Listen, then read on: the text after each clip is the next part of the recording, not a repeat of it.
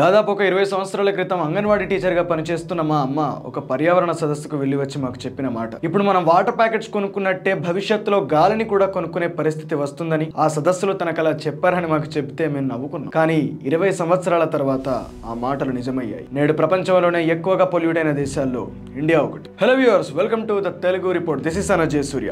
వీడియోలోకి వెళ్లే ముందు ఒక రిక్వెస్ట్, ఇలాంటి మరిన్ని ఇన్ఫర్మేటివ్ వీడియోస్ కోసం మా ఛానల్ ని సబ్స్క్రైబ్ చేయండి, లైక్ చేయండి, షేర్ చేయండి. మీరు చూస్తున్న ఈ ఫోటో నాసా ఎర్త్ అబ్జర్వేటరీ నుండి తీసిన పిక్చర్. ఈ ఫోటోలో తెల్లగా కనిపించేది మామూలు మేఘం కాదు. ఉత్తరాది రాష్ట్రాలైన పంజాబ్, ఢిల్లీ, హర్యానా, ఉత్తరప్రదేశ్ రాష్ట్రాల్లో ఏర్పడ్డ వాయు కాలుష్యం ఆకాశంలో ఈ విధంగా ఒక భారీ మేఘంలా ఏర్పడింది. దేశ రాజధాని ఢిల్లీలో ఎయిర్ క్వాలిటీ ఇండెక్స్ 451గా నమోదైంది. ఇది పీల్చితే ఒక మనిషి ఒకేసారి 25 సిగరెట్లు కాల్చినంత ప్రమాదం. పార్టిక్యులేట్ మ్యాటర్ 2.5 అంటే పొగ, మసి, బ్యాక్టీరియా, పుప్పొడి, సాలిడ్ అండ్ లిక్విడ్ మూలకాలతో ఏర్పడి మనిషి తల వెంట్రుక కన్నా 30 రెట్లు చిన్నగా ఉండి 2.5 మైక్రోమీటర్ల వ్యాసం కలిగిన ఒక పదార్థం. ఇది చాలా హానికరమైనది. ఇది మనం గాలి పీల్చుకున్నప్పుడు మన ఊపిరితిత్తుల్లోకి వెళ్తుంది. ఫలితంగా శ్వాసకోశ వ్యాధులు వస్తాయి. ఇది చిన్న పిల్లలకి ఇంకా డేంజర్. ఈ పార్టిక్యులేట్ మ్యాటర్ 2.5 ఎక్కువగా ఉన్న దేశాల్లో ఇండియా 3rd ప్లేస్ లో ఉంది. ప్రపంచ వ్యాప్తంగా రియల్ టైం పొల్యూషన్ డేటా ఇచ్చే IQ డేటా ప్రకారం ఈ లిస్ట్ లో 1st ప్లేస్ లో బంగ్లాదేశ్, 2nd ప్లేస్ లో పాకిస్తాన్ ఉన్నాయి. అవి మన సరిహద్దు దేశాలేనని మనం మర్చిపోవాలి. ఎయిర్ క్వాలిటీ ఇండెక్స్ లెవెల్ 1 నుండి 50 లోపు ఉంటే గాలి స్వచ్ఛంగా ఉన్నట్టు. అదే ఈ AQI 140 వద్ద ఉంటే చాలా పూర్ క్వాలిటీ అని అర్థం.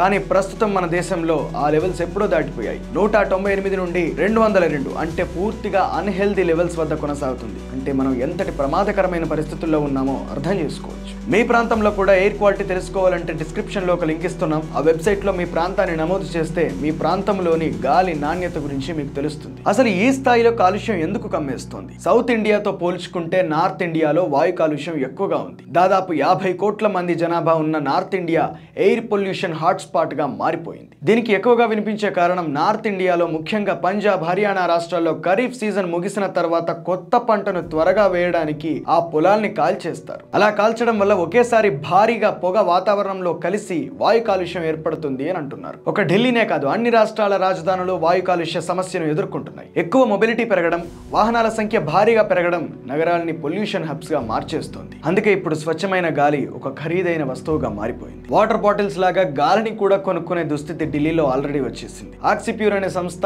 ఆక్సిజన్ బార్ ఏర్పాటు చేసింది. 300 రూపాయలు ఇస్తే 15 నిమిషాల స్వచ్ఛమైన గాలిని పీల్చుకోవచ్చు. దీన్ని బట్టి మనం ఎంత ప్రమాదకరమైన పరిస్థితుల్లోకి వెళ్తున్నామనేది మనం అర్థం చేసుకోవచ్చు. ఈ వాయు కాలుష్యం మనిషికే కాదు, చెట్లకు, జంతువులకు ప్రమాదకరంగా మారింది. మొక్కల్లో కిరణజన్య సంయోగ క్రియ జరగకుండా ఈ కాలుష్యం అడ్డుపడుతోంది. అలాగే జంతువుల్లో అయితే పునరుత్పత్తి వ్యవస్థ ఎఫెక్ట్ అవుతుందని ఎక్స్పర్ట్స్ చెప్తున్నారు. సమస్య సరే, మరి పరిష్కారం ఏంటి? కేంద్ర ప్రభుత్వం నేషనల్ క్లీన్ ఎయిర్ ప్రోగ్రామ్ పేరుతో దాదాపు 130 నగరాల్లో ఎయిర్ క్లీనింగ్ ప్రాసెస్ మొదలుపెట్టింది. ఇందుకోసం 11,211 కోట్ల రూపాయలని కేటాయించింది. కానీ పరిస్థితిని మాత్రం అదుపులోకి తీసుకురాలేకపోయింది. 10 ఏళ్ల క్రితం దాకా కూడా కాలుష్యం విషయంలో అత్యంత పొల్యూటెడ్ సిటీ బీజింగ్ లాంటి పరిస్థితులే మన ఢిల్లీ, చెన్నైలో ఉన్నాయి. కార్బన్ ఎమిషన్ లో చైనాకు ప్రపంచంలోనే 30% వాటా ఉంది. ఆ స్థాయి కాలుష్యం కలిగి ఉన్న చైనా 2013 నుండి కాలుష్య వ్యతిరేక పోరాటాన్ని ప్రారంభించింది. ఈ పోరాటాన్ని ముందుండి నడిపించింది ఆ దేశపు యువతి. తర్వాత ఇది ఒక ప్రజా పోరాటంగా మారి ప్రజలు రోడ్ల మీదకి వచ్చారు. ప్రజాందోళనతో దిగివచ్చిన చైనా ప్రభుత్వం నేషనల్ ఎయిర్ యాక్షన్ ప్లాన్ ని అమలు చేసింది. తీవ్రమైన కాలుష్యానికి కారణమవుతున్న 100 ఫ్యాక్టరీల్ని మూసేశారు. కోల్ మైన్స్, పవర్ ప్లాంట్లకు తాళాలేశారు. కాల పరిమితి ముగిసిన దాదాపు 2 కోట్ల వాహనాలను రోడ్డెక్కనివ్వకుండా